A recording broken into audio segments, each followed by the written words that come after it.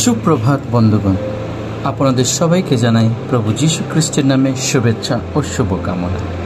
আসুন দেখি ঈশ্বর তার পবিত্র শাস্ত্র বাইবেল থেকে আজ এই প্রাতকাল আমাদের কি বলতে চান। আজকের প্রাতকালীন অধ্যয়নের জন্য আমরা বের করব ইফিসীয় পত্র তার 4 অধ্যায় 32 পদ।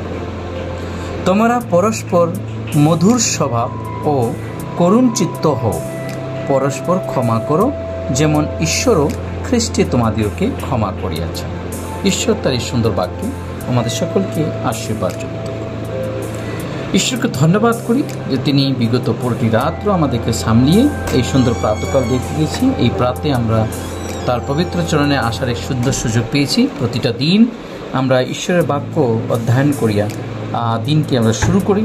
তাই প্রত্যেকটা দিন আমরা দেখতে পাই ঈশ্বর কীভাবে আমাদেরকে তার বাক্য দ্বারা আমাদেরকে বলবান করেন এবং আমাদের দিনের সমস্ত বাধা বিঘ্ন, সমস্ত অভাব অনাটন, সমস্ত কাজের কর্মের মধ্যে প্রভু তিনি আমাদেরকে সাহায্য করেন। ঠিক তদ্রূপ আজকে আরেকবার প্রভু তার নিজ বাক্য দ্বারা আমাদেরকে এই শিক্ষা দেন। হ্যাঁ, লেখা আছে, তোমরা পরস্পর মধুর স্বভাব ও করুণ চিত্ত হও।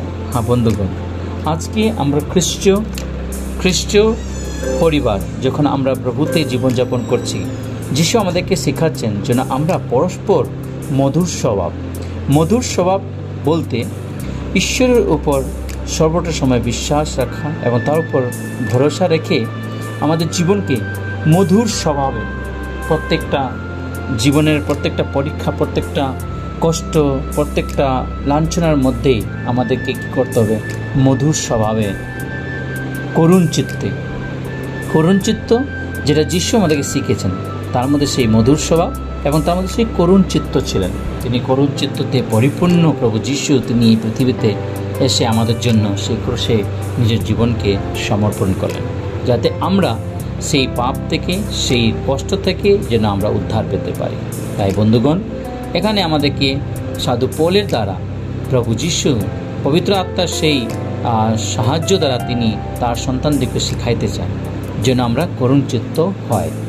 আরেকটি কথা বলছে, পরস্পর ক্ষমা করো, যেমন ঈশ্বরও খ্রিস্টে তোমাদেরকে ক্ষমা করিয়াছেন। হ্যাঁ বন্ধুগণ, প্রভু যীশু খ্রিস্ট কোনো দিন আমাদেরকে কোনো আজ্ঞা বা কোনো ধরনের কমান্ড তিনি আমাদেরকে দেন নাই, কিন্তু তিনি নিজের জীবন দ্বারা একটি উদাহরণস্বরূপ তিনি সমস্ত দেখিয়ে গেছেন। তিনি বলছেন যে ঈশ্বরও আমাদেরকে এমন প্রেম করলেন, আমাদেরকে এমন ক্ষমা করলেন যে তিনি তার নিজ পুত্র প্রভু যীশু খ্রিস্টের দ্বারা আমাদেরকেও তিনি ক্ষমা করলেন। হ্যাঁ বন্ধুগণ, আজকে আমরা ক্ষমা পেয়েছি।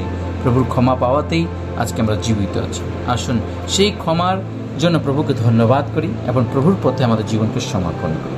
পবিত্র বাহিনী সদাপ্রভু তোমায় মহান ধন্যবাদ করি আজকে সুন্দর পবিত্র সকালের জন্য। প্রভু, এই সকাল থেকে নিয়ে সারা দিন তোমাদের সঙ্গে সঙ্গে থাকবে, সমস্ত অমঙ্গল দেহতে রক্ষা করে।